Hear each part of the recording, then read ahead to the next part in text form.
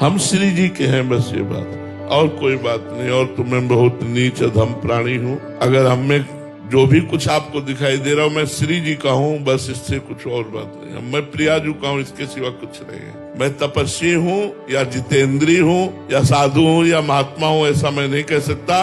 इतना जरूर कह सकता हूँ, हमारे माई श्यामा जी को, बस इतना उसी का प्रभाव है। और हमारे में कुछ नहीं है, न पढ़ा लिखा हूँ, न इतना विद्वान हूँ, न व्याकरण पढ़े हूँ, न संत भी नहीं हूँ, संतों की शरण में हूँ।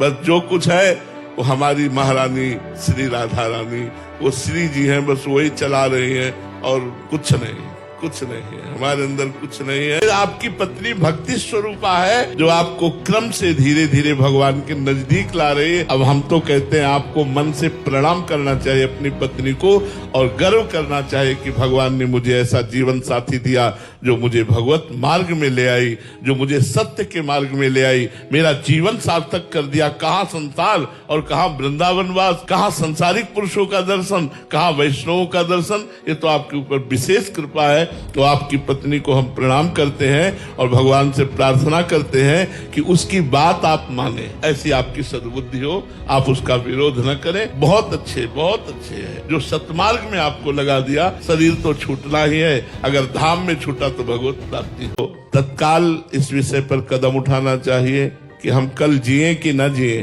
शाम तक श्वास रहे कि न रहे। लेकिन यदि हम गुरुमुख हो गए, गुरु की शरण में हो गए और उनके बताए हुए नियमों के अनुसार कुछ भी चल पाए, तो हमारा मंगल हो जाएगा। हमारे गुरुजी हमें नरक जाने से बचा लेंगे, हमारे गुरुजी हमारा कल्याण कर देंगे, हमारा मंगल कर देंगे। गुरुमुख होकर के ही शरीर छोड़ना चाहिए, और कब छूट जाए शरीर इसका पता नहीं। इसलिए ये मत डरो कि कहीं कोई अपराध बन जाएगा, हम निर्वाह ना कर पाए। निर्वाह करवाएंगे गुरुदेव।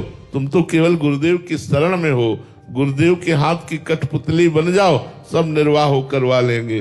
सारी सामर्थ्य गुरुदेव की काम करती है। हम आपसे सच्ची कहते हैं, हम में कोई सामर्थ्य नहीं, गुरुदेव इष्ट की कृपा काम कर रही।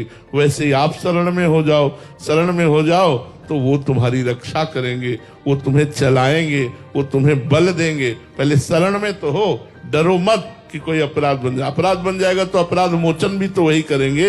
हम उनकी शरण में, हम उनके बच्चा हैं, कहाँ जाएंगे? अगर माँ की गोद में बच्चा शौच कर देता है तो कोई अपराध माना जाता है क्या? क्योंकि वो बच्चा है। तो हम माला आपको करना है। अब आपके आज के 11 माला गए, अब कल बैठ के 22 माला जपने का टाइम नहीं है, तो 12 माला कर लो। 11 दिन 12 माला कर लो, हो गया। एक एक माला रोज बढ़ाते चले जाएंगे तो 11 माला का क्रम पूरा हो जाएगा। 2 माला बढ़ा दिया तो और कम हो जाएगा, 3 माला बढ़ा दिया तो और कम। हम इस तरह का जोड़ रखे। मानो 2 दिन हम 11 दूनी 22 माला जपना चाहिए, हम नहीं जप पाए। अब हम जपना जब शुरू करेंगे तो 22 को हम पूरा करेंगे। एक एक 2-2 माला रोज बढ़ा करके 22 संख्या को पूरा कर देंगे। गुरु आज्ञा पूरी हो गई। और जी एक और रहता है कि कभी 15 दिन हॉस्पिटल में रहना पड़ गया तो कितने पीछे छूट जाएंगे, फिर वो पूरा ही छूट जाएगा। नहीं, अस्वस्थ अवस्था में नियम का पालन न होने पर उसे अपराध नहीं माना जाता। यदि आप बीमार हो, 20 दिन 25 दिन आपसे बिल्कुल भजन नहीं हुआ, तो वो आपका अपराध नहीं माना जाएगा, क्योंकि आप अस्वस्थ हैं। जब तक अपना शरीर काम करे तो अपने शरीर की दिनचर्या दूसरों से नहीं करानी चाहिए। वो आपके पति करना सीख रहे हैं, बहुत अच्छी बात है। आपको जो सेवा मिले कीजिए, उनको बाधा मत पहुंचाइए। वो साधना में अगर तत्पर हो रहे हैं तो बहुत अच्छा है। आपका जो पातिव्रत धर्म है,